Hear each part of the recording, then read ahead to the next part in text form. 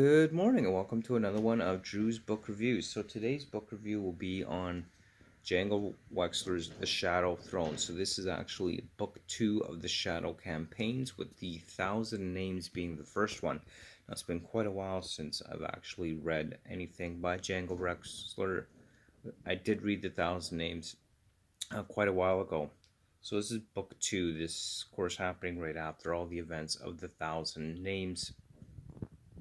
So essentially, everybody's returned home. We've got Marcus DeVore, who has returned home. The war hero Janice has also returned home, and our main character, or one of our three main characters, Winter Ironglass, who has returned home. Now she's spent the last 2 years posing as a man in order to get into the army in the first place. She had, of course, run away from this life that she'd lived, where she's basically being raised in a brothel. And she wanted to escape everything that came with that. And so she ran off to the army. She's been hiding out and posing as a man for the last 2 years. And very, very few people actually know this. Janice is one of them who knows that Winter is, in fact, a woman. And he asks her to essentially infiltrate this gang of women in within the docks and the rough side of the city, because they seem to be stirring up a revolution within the city. And so Winter is asked to infiltrate them and report back, kind of figure out what's going on. Janice had been made the Minister of Justice, so it was kind of his job to maintain law and order in society, while Marcus had been made essentially the police chief of the city. Of course, Janice had more in mind than just infiltrating this group to try and bring justice to those who had been harmed and to end the trouble that they were causing. See, Janice knew a secret that Winter's long lost lover and friend was actually part of this group.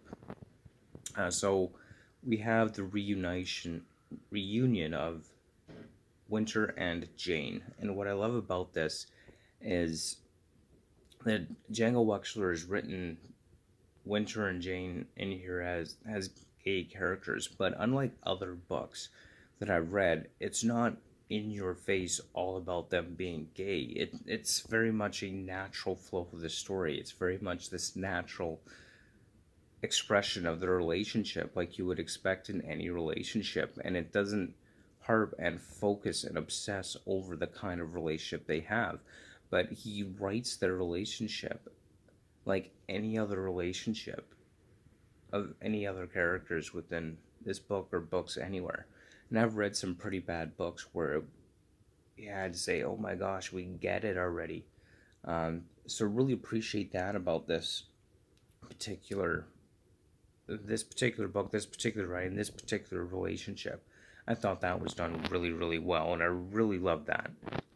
That we didn't have to stop and think, enough about their gayness already. It was just seemed very natural, as part of the story and part of their characters, and I thought that was really, really well done. And I absolutely love that. And then, of course, we also have, a part of this is we have Princess Rosina, who is also kind of part of the underground movement, but in disguise. She is helping to stir rebellion in the streets, bringing the entire country into civil war, mainly because we have what's referred to as the last Duke, or Duke Orlanco. He is essentially the Minister of Information. He has a secret police. He's out there rounding everybody up, trying to control them, trying to maintain his idea of power and authority of control. He's even got control of the royal army. This is not a good thing. But Princess Rosina herself, she has the secret that she is demonically possessed.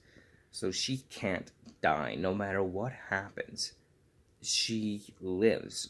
Her body heals itself. She doesn't age.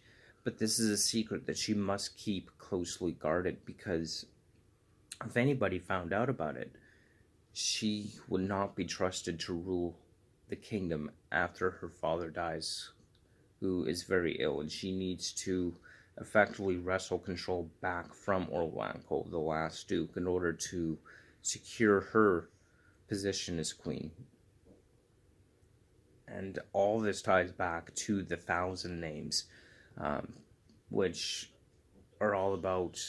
Well, the Thousand Names are essentially the thousand demonic names that can come and possess you. So this all ties back to that. So within all this, we have the black priests, who are kind of this religion who work with what is referred to as the penitent damned.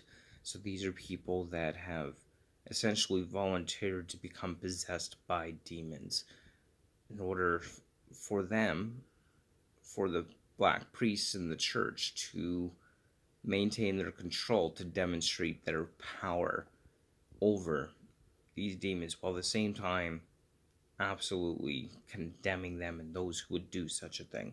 But they're also kind of like a secret society that works in the shadows, in the dark, and they're creeping around everywhere, influencing events, which it's just crazy. I mean, the very idea of somebody volunteering to be possessed by demons because they're essentially their church leaders and their church priests told them to. I mean, that's the kind of idea that's put forth in this, which is just absolutely nuts.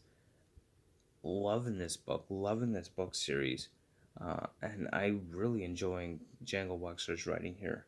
I would definitely recommend the Shadow Campaigns to anybody. Just fantastic. Love the way it's written, love the elements that are put in there, and I love just everything about this book series, and I would absolutely recommend it to anybody. Really, really good. So keep your eye open. Next up, of course, is going to be the third book in the Shadow Campaigns, which is The Price of Valor. So stay tuned for that. I'll be reading that next. And I want to thank you so much for watching. As always, links to my Twitter, Facebook, and Instagram feeds will be in the description below. Thank you so much. Hope you're having yourself a wonderful day. And we'll see you next time on another episode of Drew's Book Reviews.